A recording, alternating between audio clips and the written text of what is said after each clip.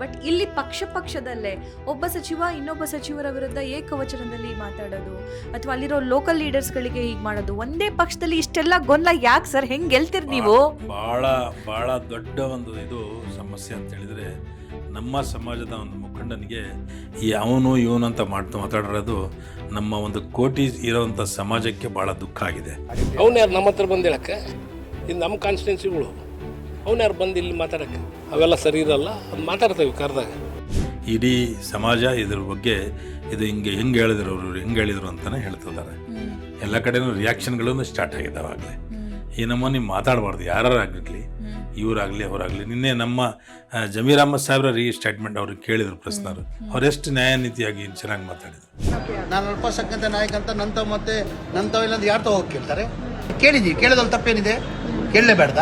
ಶಾಮನೂರು ಶಿವಶಂಕರಪ್ಪ ಇರುವಾಗ ಇದು ಕೊನೆ ಚುನಾವಣೆ, ಅದಾದ್ಮೇಲೆ ಅಲ್ಪಸಂಖ್ಯಾತರಿಗೆ ನಾನೇ ನಿಲ್ಲಿಸಿ ಗೆಲ್ಸ್ಕೊಂಡು ಬರ್ತೀನಿ ಅಂತ ಹೇಳಿದ್ರಂತೆ.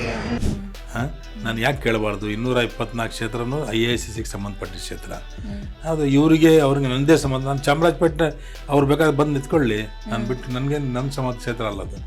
224 ಕ್ಷೇತ್ರನೂ AICCಗೆ ಸಂಬಂಧಪಟ್ಟಿದ್ದು. ಅವ್ರು ಯಾರಿಗೆ ಹೇಳ್ತಾರೋ ನಿಂತ್ಕೊಂತೀವಿ ಅಂತ ಹೇಳಿದ್ದಾರೆ. ಅದಕ್ಕೆ ನಾನು ಹೇಳೋದೇನಂತ ಹೇಳಿದ್ರೆ, ಈಗ ಅವರು ಹೇಳಿದವರಿಗೆ ಟಿಕೆಟ್ ಕೊಡಬೇಕು, ಅವ್ರು ಮಾಡಿದವ್ರಿಗೆ ಮಾಡ್ಬೇಕಂತ ಹೇಳಿದ್ರೆ ಇವರಿಗೆ ಗೆಲ್ಸಿದ್ದ ತಪ್ಪ ನಾವು?